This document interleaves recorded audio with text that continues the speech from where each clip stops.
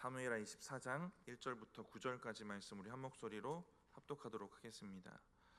여호와께서 다시 이스라엘을 향하여 진노하사 그들을 치시려고 다윗을 격동시키사 가서 이스라엘과 유다의 인구를 조사하라 하신지라. 이에 왕이 그 곁에 있는 군사령관 요압에게 이르되 너는 이스라엘 모든 지파 가운데로 다니며 이제 단에서부터 브엘세바까지 인구를 조사하여 백성의 수를 내게 보고하라 하니, 요압이 왕께 아뢰되 이 백성이 얼마든지 왕의 하나님 여호와께서 100배나 더하게 하사 내 주 왕의 눈으로 보게 하시기를 원하나이다. 그런데 내 주 왕은 어찌하여 이런 일을 기뻐하시나이까 하되, 왕의 명령이 요압과 군대 사령관들을 재촉한지라. 요압과 사령관들이 이스라엘 인구를 조사하려고 왕 앞에서 물러나 요단을 건너 갓 골짜기 가운데 성읍 아로엘 오른쪽 곧 야셀 맞은쪽에 이르러 장막을 치고 길르앗에 이르고 담딥 호시 땅에 이르고 또 다니아얀에 이르러서는 시돈으로 돌아 두로 견고한 성에 이르고 히윗 사람과 가나안 사람의 모든 성읍에 이르고 유다 남쪽으로 나와 브엘세바에 이르니라. 그들 무리가 국내를 두루 돌아 9달 20날 만에 예루살렘에 이르러 요압이 백성의 수를 왕께 보고하니 곧 이스라엘에서 칼을 빼는 담대한 자가 80만 명이요 유다 사람이 50만 명이었더라. 아멘. 사무엘하 24장입니다. 여러분 잘 알고 계시는 다윗이 말년에 저질렀던 인구조사 사건이 나옵니다.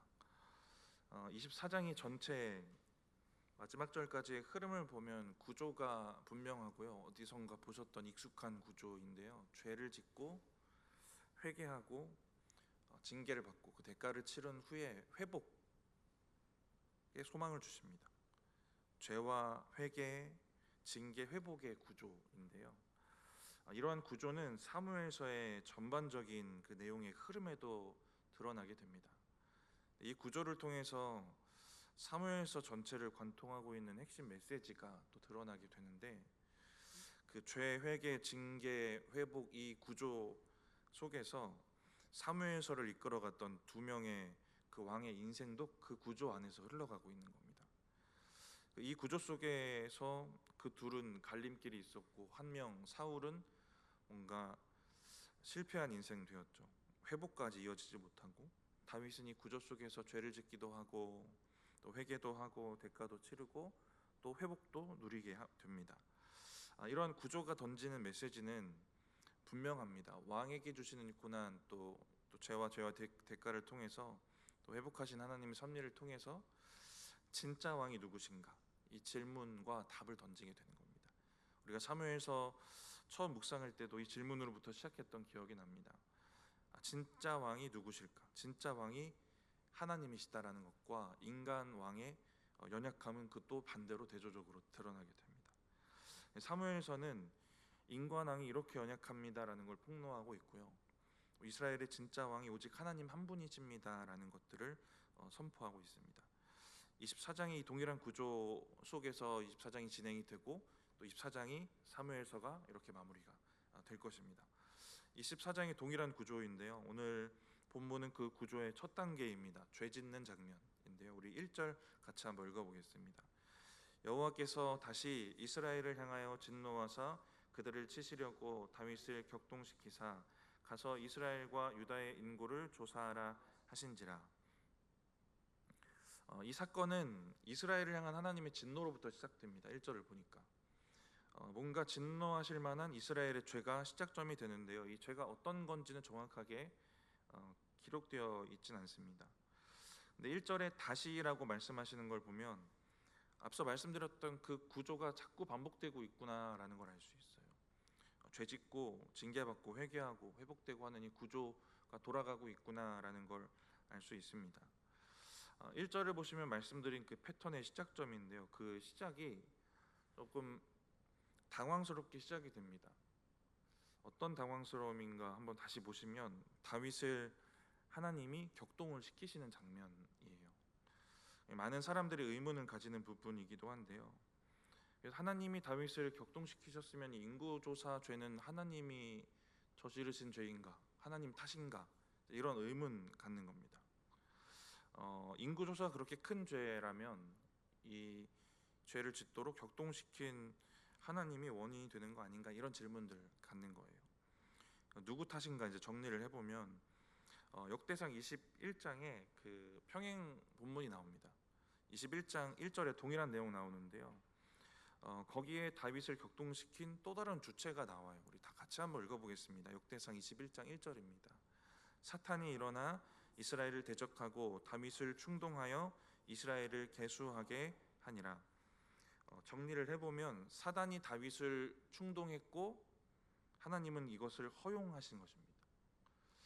하나님이 어떤 분이신지 여기 또 우리가 다시 한번 확인할 수 있죠. 하나님은 죄를 허용하시기도 하시는 분이에요. 그럼 후에 나누겠지만 우리가 기도해야 될 또 기도 제목이 또 여기 있는 겁니다. 그럼 왜 허용을 하셨을까? 1절 내용처럼 이스라엘에 죄가 있었고 그 징계하고자 하는 마음이 있으셨기 때문에 허용을 하십니다. 사단이 충동질을 했고 하나님은 이스라엘의 죄를 다루시기 위해서 다윗의 마음을 그대로 내버려 두시고 허용하신 그 사건이 이제 일어나고 있는 거예요. 근데 허용하셨더라도 다윗 마음이 괜찮았으면 괜찮았겠지만 다윗 마음에도 뭔가 괜찮지 않은 것들이 있었겠죠. 그런데 그렇다면 왜 사단이 다윗을 충동했고 하나님은 허용하셨다 이렇게 표현하지 않았을까라는 의문도 생깁니다. 자꾸 의문들을 가지고 말씀을 좀 되짚어 가는 건데요. 오늘 본문 1절에 하나님이 허용하셨다, 딱 허용하셨다라고 하는 만한 근거는 없습니다. 오히려 여호와께서 다윗을 격동시키사 이렇게 표현을 해서 격동시키신 주체가 하나님인 것처럼 표현을 합니다. 이렇게 표현하는 이유, 결론을 먼저 말씀을 드리면 이 모든 일의 주관자가 하나님이시기 때문에 그렇거든요. 그런데 우리의 상식이나 우리의 논리는, 우리의 기본적인 사고는 충동한 게 사단이면 사단, 허용한 게 하나님이면 허용, 이렇게 확실하게 그 원인을 명확하게 구분하는 걸 좋아합니다. 그런데 이렇게 뭔가 애매하게 표현을 하는 이 표현법은 그 시대 사람들의 표현이에요. 히브리적 사고에서 나오는 건데요. 그 일을 섭리하신 분이 하나님이시구나, 그 최종 결정권자, 주권자를 강조하고 더 드러내기 위해서 이 중간 원인이 되는 사탄, 또 다윗, 그런 것을 생략해 가는 겁니다. 최종 주권자가 하나님이시다라는 걸 고백하는 히브리적 신앙 표현이에요. 그런 표현법입니다. 뭔가 설명은 어려울 수도 있겠지만 이미 성경을 통해 이런 모습들 자주 보셨거든요. 언제 보셨냐면 욥기 1장에 하나님이 사단에게 욥을 괴롭게 하는 걸 허용하십니다. 욥이 스바 사람에게 침략을 당하고 또 갈대아 사람에게 약탈당하고 자연재해도 당하고 하면서 재산도 잃고 자녀도 모두 잃어버리게 되거든요. 근데 욥기 1장 21절을 보시면 거두신 이도 여호와시오니라고 말을 합니다. 거두신 것, 재산과 자녀를 다 가져가신 것의 원인이 하나님이다라고 고백을 해요. 1장에 진짜 욥이 사단이 배후에 있다라는 건 몰랐다고 치더라도 원인을 찾을 수 있을 만한 그 원인들이 많습니다. 스바 사람들 있고요, 갈대아 사람들 있고 자연재해도 있고요. 이게 원인이 되어서 내가 모든 걸 잃었다라고 말할 수도 있거든요. 근데 그 중간 원인을 생략하고 이거 하나님이 하신 일이다라고 이야기를 하는 게 히브리적 사고, 히브리적 표현이거든요. 하나님이 허용하셨기 때문에 일어난 일이다, 이 모든 일의 주권자가 하나님이다라는 것들을 이런 표현으로 표현을 하는 겁니다. 또 한 가지 예를 생각해 보시면 여러분 잘 아시는 요셉이 형들 만났을 때, 다시 만났을 때 이런 말씀이 있습니다. 나를 이리로 보내신 이는 당신들이 아니요 하나님이시라, 이런 말씀 기억나시죠? 근데 진짜 그 중간에 있는 직접적인 원인은 형들이에요. 노예로 팔아넘긴 건 형들입니다. 근데 이 모든 역사의 주관자이신 하나님을 드러내는 히브리적 표현, 그런 화법입니다. 근데 이거를 오늘 본문과 좀 다른 점은 이거를 그 당사자가 입술로 고백하고 있어요. 근데 이런 표현을 당사자가 입술로 고백하는 건 너무 놀라운 신앙의 고백입니다. 일반적으로 우리의 상황을 한번 되짚어 보시면 비슷한 상황에서 우리가 고난을 당할 때 하나님 이전에 그 중간 원인을 먼저 생각해요. 그 고난을 가져다주는 직접적인 원인에 집중합니다. 욥이었다면 스바 사람 때문이다, 갈대아 사람 때문이다, 자연재해 때문이다 이런 생각을 한다고요. 요셉이었다면 일반적으로는 자기를 팔아넘긴 형들에게 집중하기 쉽다는 겁니다. 근데 욥과 요셉은 모든 고난의 궁극적인 주권이 하나님께 있다라는 이 고백을 하고 있는 겁니다. 욥과 요셉도 그 인생 가운데 이게 다 납득이 됐을까? 그건 또 아닐 것 같아요. 다 납득이 되고 다 이해되는 건 아닌데 그럼에도 그렇게 고백을 하는 겁니다. 그게 신앙 고백인 겁니다. 이것이 하나님을 믿는 자들이 가져야 되는 영적인 태도이고 시선이고 신앙 고백이 되어야 되는 거예요. 이해가 잘 안 되더라도 중간 원인에 매몰되지 않고 그 배후에 계신 하나님의 절대 주권을 바라보는 겁니다. 목사님이 가끔 여러 번 강조하시는 얘기 중에 하나예요. 우리 목사님은 이 말씀을 예를 들어서 말씀을 하세요. 마태복음 10장에 있는 말씀을 예를 들어서 말씀을 하십니다. 참새 한 마리도 하나님의 허락 없이는 땅에 떨어질 수 없다라는 이 말씀을 가지고 얘기를 해주세요. 근데 동일한 얘기입니다. 참새를 떨어뜨리는 요인이 있겠죠. 참새가 몸이 안 좋을 수도 있고 포수가 총을 쐈을 수도 있고 중간 원인이 분명히 있습니다. 근데 그 모든 일의 주권이 하나님에 있다라고 인정을 하는 겁니다. 그 고백을 하는 거예요. 근데 이 고백과 믿음이 있으면 이 고백과 믿음이 우리를 얼마나 견고하게 지켜줄지를 한번 상상해 보시기 바랍니다. 정말 놀라운 고백이거든요. 믿는 자들도 그렇고 믿지 않는 자들도 그렇고 똑같은 고민은 미래가 어떻게 될까에 대한 고민이에요. 그래서 점집이 안 망하는 거거든요. 미래가 어떻게 될지 불확실하고 불안 속에서 걱정하고 근심하면서 사는 게 모든 사람들의 문제입니다. 근데 우리에게 방금 말씀드린 이 믿음이 있다면 이 가운데 우리가 얼마나 견고하게 서 있을 수 있겠습니까? 이런 믿음으로 살아가시기 바랍니다. 다윗의 상황은 허용이라는 측면 비슷하지만 욥과 요셉과는 다른 부분이 있습니다. 다윗의 경우에는 그 문제에 되는 근본적인 원인 중에 하나가 죄예요. 다윗 내면의 죄성이 문제가 됐고 이스라엘의 죄가 또 원인이 됩니다. 이스라엘의 징계로 사단이 충동을 하는 걸 허용하셨는데 그 허용이 반응이 되는 건 다윗 속에 있는 또 죄가 있기 때문에 그렇습니다.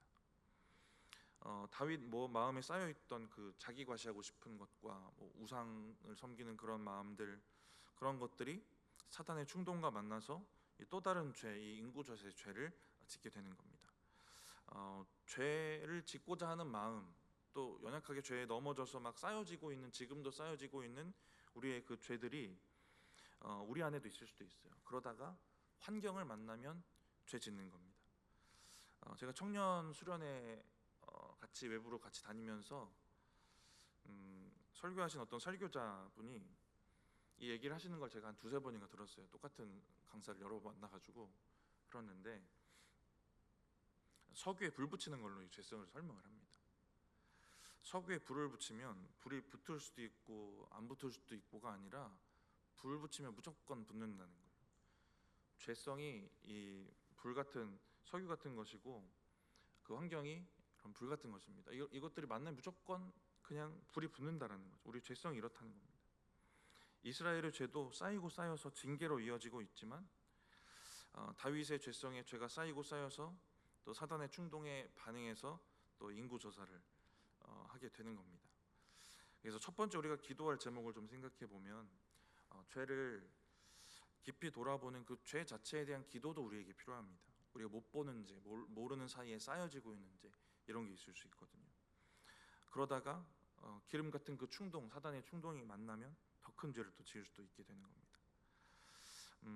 그래서 시편 139편 말씀이 있는데요. 우리 같이 한번 읽어보겠습니다. 이와 같은 고백이 우리의 기도가 되면 좋을 것 같은데요.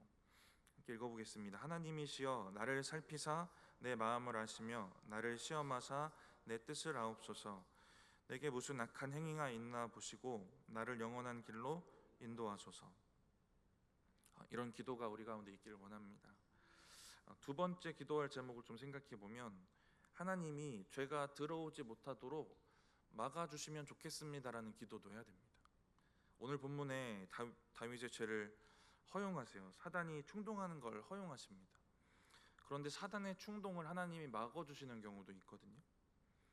다윗이 죄를 짓지 않도록 막아주시고 그 사단이 막 충동하는 걸 제어해 주시는 상황도 있었어요. 사무엘상 25장에 나발에게 모욕당했을 때입니다. 모욕당한 다윗이 보복하러 갈 때 하나님이 나발의 아내 아비가일을 통해서 다윗을 말려주십니다. 그러면서 아비가일이 하는 말이 있죠. 여호와께서 왕의 손으로 피 흘려 보복하는 일을 막으셨습니다. 하나님이 막아주셨습니다라는 말씀이 있거든요. 죄짓지 않도록 막아주시는 하나님의 은혜도 있습니다. 그래서 그 은혜를 우리가 간구했으면 좋겠어요. 우리의 죄성이 있고 죄짓는 우리 모습이 있고 사단의 충동도 분명히 있고 하나님의 허용도 있고 막아주시는 것도 있고 이런 것들이 존재하기 때문에 분명한 건 하나님이 지켜주시는 영역이 없으면 우리가 얼마나 죄를 많이 지을까 하는 생각도 드는 거예요. 죄의 충동에 우리가 얼마나 이리저리 끌려다니겠나 하는 생각이 드는 겁니다. 하나님이 막아주시는 은혜가 없으면. 그래서 이 은혜를 놓고도 우리가 함께 기도했으면 좋겠습니다. 시편 말씀 같이 한번 또 읽어볼 텐데요. 시편 19편 13절입니다. 우리 같이 한번 읽어보겠습니다. 또 주의 종에게 고의로 죄를 짓게 하사 그 죄가 나를 주장하지 못하게 하소서. 그리하면 내가 정직하여 큰 죄가에서 벗어나겠나이다. 이와 같은 기도도 또 우리 입술을 통해 하나님께 올라갔으면 좋겠습니다. 또 한 가지 우리가 오늘 본문 말씀을 보면서 24장을 보면서 우리가 생각해 봐야 될 건 인구조사가 이렇게 화낼 만한 일인가, 이렇게 큰 죄인가 라는 겁니다. 모세도 인구조사하지 않았는가, 이런 얘기 하는 사람들이 있거든요. 사람이 대단한 게 핑계거리를 잘 찾아요. 핑계거리를 진짜 귀신같이 찾습니다. 모세도 인구조사하지 않았는가. 다윗이 인구조사했던 것과 모세가 했던 것이랑 큰 차이가 있죠. 명령하는 주체가 일단 다르고요. 하나님 명령하신 일인 것과 다윗이 스스로 했다라는 그것도 다르고 인구조사를 했던 그 마음의 동기도 다릅니다. 다윗의 그 동기가 문제라서 이게 큰 죄가 되는데 그 안에 교만이 있거든요. 인구조사를 해서 군사력이 얼마나 막강한지를 파악하려는 겁니다. 이거 하나님의 군대가 얼마나 많은지를 보고 싶습니다가 아니고 내 군대, 내가 모아놓은, 내가 이뤄놓은 내 군대, 내 성과를 확인하고 싶은 교만이 있는 겁니다. 자기의 위상을 높이고 자기의 나라의 부강과 그 권력, 군사력을 드러내고자 하는 그 욕구들, 그런 교만이 다윗에게 있습니다. 이게 큰 죄인 이유는 다윗이 왕이지만 서두에 말씀드린 것처럼 진짜 왕이 하나님이시기 때문에 그래요. 그리고 다윗의 행동은 이스라엘의 왕이신 하나님을 부정하는 행동이 됩니다. 이거 다 내가 세운 거야, 이런 교만이거든요. 하나님을 부정하고 하나님을 왕으로 인정하지 않는 그런 행동이라서 이게 큰 죄가 되는데 사무엘서 마지막 부분에 다시 한번 이 죄를 강조하면서 또 주제를 상기시켜 줍니다. 다윗이 인구조사를 했던 구체적인 이유가 또 다른 전쟁을 벌이기 위해서라고 추측하는 그런 학자들도 있어요. 그래서 모세의 인구조사는 제사장을 통해서 진행이 됐지만 다윗의 인구조사는 요압을 통해서, 군인을 통해서 진행이 됩니다. 다윗은 자기의 군사력을 점검해서 자기 업적을 과시하고 이제 또 다른 업적, 전쟁을 해서 더 많은 땅을 갖기 위해서 이걸 했다라는 그러한 학자들의 추측도 있습니다. 다윗 말년에 일어난 일인데요. 그렇다면 이미 하나님의 명령에 따라서 정복할 만한 땅은 다 거의 정복을 하고 다 이루었을 것인데 교만한 마음으로 그 이상의 땅을 더 원했다라고 보기도 하는 겁니다. 그리고 중요한 건 그 전쟁의 방법으로 하나님을 의지하는 게 아니라 군사력을 의지했다는 것도 문제가 됩니다. 다윗의 인구조사는 그 하나님이 왕이신 걸 부정하는 거예요. 하나님이 통치하신다라는 걸 부정하는 겁니다. 진짜 왕이 하나님이시다라는 걸 부정하고 내 힘으로 내가 쌓아올린 업적으로 땅을 더 넓히고 내 나라를 더 굳건하게 하겠다라는 그런 마음에서 일어난 일이에요. 어떤 측면의 우상을 섬기는 일과도 비슷한 마음들입니다. 그리고 인구조사를 할 때 제사장과 함께 해야 되는 것과 또 모든 인구의 속전을 내야 되는 그런 원칙들이 또 말씀을 통해 주어졌거든요. 이런 과정을 생략했기 때문에 큰 죄라고 말하는 학자들도 있어요. 그래서 인구조사를 했더라도 속전을 걷어가지고 성전에 냈으면 별 문제 없었을 것이다 라고 말하는 학자들도 있습니다. 이 속전에 대한 말씀 출애굽기에 나오는데요. 그들을 계수할 때 자기 생명의 속전을 여호와께 드릴지니 이는 그것을 계수할 때 그들 중에 질병이 없게 하려 하심이라라고 했습니다. 속전을 내야 질병이 없을 것이라고 말씀을 하셨거든요. 그리고 24장에 다윗이 인구조사를 한 죄의 대가로 질병을 내리십니다. 전염병을 내리세요. 그래서 속전만 냈다면 질병으로 징계를 받지 않았을 것이다 라고 말하는 학자들이 있습니다. 근데 이 생각들은 약간 논리가 부족하고 근거가 좀 부족해요. 제사장을 생략하고 속전을 생략한 것, 이것도 잘못인데 이건 좀 부차적인 잘못입니다. 진짜 잘못은 다윗 안에 있는 그 속에 있는 그 잘못이거든요. 제사장을 데리고 가고 속전을 냈더라도 가장 본질적인 원인인 다윗의 그 교만이 해결되지 않고 이 인구조사를 했으면 징계는 그대로 내렸을 것입니다. 하나님은 다윗의 그 마음을 보셨을 테니까.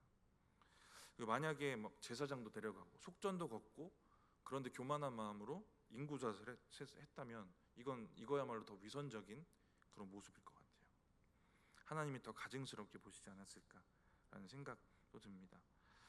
출애굽 말씀대로 속전을 냈으니까 질병 징계는 피할 수 있었지 않았겠느냐. 우리 100번 양보해서 이거 맞다라고 해도 또 다른 징계 내렸을 겁니다. 이제 후에 말씀 읽어가시겠지만 무슨 벌 받을래 하고 세 가지 선택권 주시거든요.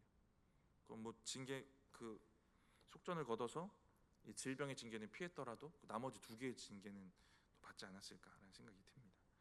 중요한 건 인구조사의 죄가 다윗의 교만으로 인해서 이루어졌던 죄이다라는 것이고 왕이신 하나님을 부정하는 우상 숭배 같기도 하다라는 것들을 기억하시면 좋을 것 같습니다. 본문으로 돌아와서 다윗을 말리는 한 사람이 나오는데요. 요압입니다. 우리 2절 3절 같이 한번 읽어보겠습니다. 이에 왕이 그 곁에 있는 군사령관 요압에게 이르되 너는 이스라엘 모든 지파 가운데로 다니며 이제 단에서부터 브엘세바까지 인구를 조사하여 백성의 수를 내게 보고하라 하니 요압이 왕께 아뢰되 이 백성이 얼마든지 왕의 하나님 여호와께서 100배나 더하게 하사 내 주 왕의 눈으로 보게 하시기를 원하나이다. 그런데 내 주 왕은 어찌하여 이런 일을 기뻐하시나이까 하되 3절에 요압이 다윗을 말리고 있고요. 동일한 내용이 기록된 역대상 말씀도 같이 읽어보실 텐데요. 역대상 21장 3절입니다. 우리 같이 한번 읽어보겠습니다. 요압이 아뢰되 여호와께서 그 백성을 지금보다 100배나 더하시기를 원하나이다. 내 주 왕이여 이 백성이 다 내 주의 종이 아니니까 내 주께서 어찌하여 이 일을 명령하시나이까 어찌하여 이스라엘이 범죄하게 하시나이까 하나. 어째서 이런 일을 저지르십니까? 라고 하면서 말리고요. 역대상 말씀에는 한 가지 표현이 추가되어 있는데 어떻게 이런 일을 명령해서 이스라엘이 범죄하게 하시나이까? 라고 얘기를 합니다. 이거 하나님 앞에 죄 지는 건데 왜 이걸 우리에게 시킵니까? 라는 거거든요. 요압이 충성심으로 한 말인지 진짜 자기 속에 있는 신앙으로 한 말인지를 우리가 정확히 알 수 없습니다. 요압이 아니니까. 이게 충언일까? 신앙적 조언이 맞을까? 알 수는 없는데 그냥 요압의 인생 우리가 잘 살펴본 그 데이터를 가지고 추측을 해보면 그렇지 않을 것 같다는 생각이 들어요. 정치적인 계산, 현실적인 판단으로 이런 얘기를 하는 게 아닐까라는 생각이 듭니다. 신앙적인 조언이 맞다면 아까 말씀드렸던 인구조사할 때 신앙적인 그 조건들도 얘기해야 되지 않았을까라는 생각이 들어요. 제사장 데리고 가야 됩니다. 속전 걷어야 됩니다. 이런 얘기까지 했다면 진짜 신앙적인 고민을 하지 않았나라고 생각할 수도 있겠지만 그러진 않았던 것 같아요. 제사장이나 속전 얘기는 꺼내지 않습니다. 이걸 왜 꺼내지 않았을까? 이것도 궁금해서 생각해봤더니 속전을 걷는 게 사람들에게 부담되지 않았을까? 백성들의 민심이 또 흔들리지 않았을까? 이런 정치적인 계산은 진짜 빨았을 만한 사람이거든요. 그래서 그러지 않았을까라는 생각이 듭니다. 그리고 이게 충성하는 마음에서 오진 않았을 것 같은 또 생각이 드는 건 역대상 21장 6절에 왕의 명령을 마땅치 않게 여겼다라고 나옵니다. 요압이 이 마땅치 않다 되게 순화해서 표현되어 있는데 가증하게 여겼다라는 의미도 되거든요. 순수한 충성이나 순수한 신앙의 그 조언으로 보기는 어려운 것 같아요. 근데 다시 한번 우리가 요압의 말을 되짚어 보면 하나님께서 백성을 100배나 많게 하시기를 원합니다라고 얘기를 해요. 이스라엘의 군사력을 포함한 이스라엘이 번영하고 축복받는 게 하나님께 달려있는 일입니다. 이게 또 사무엘서의 또 중요한 주제 중에 하나거든요. 이 얘기를 하고 있고, 역대상 본문 읽었을 때는 어찌하여 이스라엘에게 범죄하게 하시나이까, 이게 죄입니다라는 얘기를, 인구조사가 죄라는 걸 분명하게 얘기를 합니다. 맞는 말들을 하고 있죠. 다윗이 들어야 될 얘기를 하고 있습니다. 근데 말씀드린 것처럼 요압은 좋은 신앙인 같지는 않아요. 평생 욕망과 권력을 따라서 사람도 쉽게 죽였던 그런 사람입니다. 그런 요압이 다윗의 모습을 보고 이 뭔가 신앙적인 잔소리를 하고 있는 이 장면이에요. 이게 얼마나 부끄러운 장면인가를 생각해 보세요. 하나님의 마음에 합한 사람이라고 불렸던 다윗입니다. 근데 세속적인 신앙인 그 요압보다 못한 취급을 지금 당하고 있는 겁니다. 근데 하나님이 때때로 이렇게 일을 하시는 겁니다. 세상적인 믿음을 가진 사람, 아예 믿음이 없는 사람, 아니면 원수 같은 사람을 통해서 우리에게 그들보다 못한 우리의 모습을 보게 하시는 게 하나님의 방법이기도 해요. 성경 인물들 잘 아시니까 예를 들어 보면 아브라함도 비슷한 상황을 겪은 적이 있습니다. 창세기 12장에 가나안 왔다가 기근이 들어서 애굽으로 내려갔을 때 사라를 누이라고 말합니다. 나중에 이 사실을 그 애굽 왕 바로가 알게 됐고 아브라함을 불러서 책망을 합니다. 하나님을 모르는 세속적인 왕 바로를 통해서 신앙인의 도덕성이 지금 지적을 받고 있는 그 장면들이 여기도 나오고 있어요. 그리고 또 신앙적으로 진짜 생각해 보면 언약을 이루는데 중요한 역할을 해야 되는 사라를 넘겨버리는 그 중대한 죄도 또 짓고 있는 겁니다. 창세기 20장에 네게부 지역 갔을 때도 똑같은 일이 한 번 더 벌어지고 똑같은 책망을 그 세상 왕으로부터 또 듣게 되는 장면들 기억하실 겁니다. 또 한 명만 더 생각해 보면 요나가 배 타고 도망갈 때 있거든요. 풍랑 많았을 때 그때 우상을 섬기는 이방인 선장이 너 하나님께 기도해야 되는 거 아니냐 이렇게 얘기를 하거든요. 하나님께 기도해라. 우상을 섬기는 자를 통해서도 요나가 해야 될 일을 말씀을 해주시는 거예요. 요나를 부끄럽게 만드시는 거죠. 하나님이 이런 식으로도 일을 하시는 겁니다. 세상의 상식과 불편한 말을 통해서도 우리에게 들려주실 말씀이 있으면 하시는 거예요. 그렇게 들으면 더 잘 깨어지니까 내 안에 굳어져 버린 교만을 그렇게 꺾으시려고 또 그렇게 하시는 겁니다. 이게 하나님 주시는 기회이기도 하는 거죠. 하나님이 이렇게 하시는 이유는 저는 그거 같아요. 우리의 이걸 잘 알아듣는 사람이 있다면 자기 자신의 모습을 얼마나 적나라하게 볼 수 있을까라는 생각이 듭니다. 근데 이렇게 믿음이 없는 자들, 세상적인 사람을 통해 하나님의 그 음성을 듣고 분별하는 게 쉬울까요? 쉽진 않은 겁니다. 이런 얘기를 들었을 때 우리의 일반적인 속에 드는 생각은 너나 잘하세요 이런 마음 들지 않겠습니까? 너는 얼마나 잘났는데 이런 마음 들잖아요. 세상 사람들이 이런 얘기하면, 신앙이 조금 있는 사람이 이런 얘기하면 너는 얼마나 좋은 신앙인인데 이런 마음 먼저 드는 게 인간이거든요. 영적인 자존심이 있는 겁니다. 그러면 자기 모습 보기가 어려워지는데, 근데 이게 불가능한 건 아니에요. 그래서 그게 되겠습니까? 라고 생각할 수도 있겠지만 그게 됐던 사람이 있는데 그게 또 다윗이에요. 신기하게도 사무엘하 16장에 압살롬 반역을 피해서 도망칠 때 다윗을 저주했던 사람이 있습니다. 시므이 기억나시죠? 시므이라는 사람이 있는데요. 돌도 던지고 다윗에게 엄청난 저주를 하는데 흉악범에게나 할 만한 그 엄청난 욕 같은 말을 하면서 저주를 해요. 그래서 다윗의 부하들이 시므이를 죽여버리겠습니다 라고 얘기를 합니다. 그때 다윗이 하는 얘기가 기록되어 있어요. 다 읽어보지 못하겠지만 그가 저주하는 것은 여호와께서 그에게 다윗을 저주하라 하심이니 내가 어찌 그리하였느냐 할 자가 누구겠느냐 하고, 그 뒷절에 보시면 여호와께서 그에게 명령하신 것이니 그가 저주하게 버려두라 라고 얘기를 합니다. 시므이가 가진 그 행동의 동기 이런 것보다 다윗은 하나님께 마음을 낮추게 됩니다. 그 악인을 통해서 하시는 하나님의 음성도 듣는 그런 다윗의 모습이 사무엘하 16장에는 있었습니다. 뒤에서 일하시고 말씀하시는 하나님을 바라보는 믿음이 있는 거죠. 요압처럼 부족한 신앙을 가진 사람들, 애굽 왕 바로나 또 아비멜렉처럼 그냥 믿음이 없는 세상 사람들일 수도 있고요. 시므이 같은 악인, 이런 사람들의 입술을 통해서도 우리의 부끄러운 모습이 깨어지고 부서지고 다시 깨달아져야 된다면 하나님은 이런 식으로도 말씀하신다라는 겁니다. 하나님의 의도는 너 아주 부끄러워봐라, 너 한번 좌절해봐라 이건 아닐 거잖아요. 더 깊은 회개로 더 깊은 곳까지 봐서 이걸 다 드러내고 완전한 회복과 성숙의 자리로 이끄시려는 그 마음일 것입니다. 그 마음들을 잘 바라보시면 좋겠습니다. 마지막 한 가지 더 생각해 보면 8절에 인구조사가 얼마나 걸리나 기간이 나와요. 대략 한 10개월 정도 걸립니다. 9달 20날 대략 10개월인데요.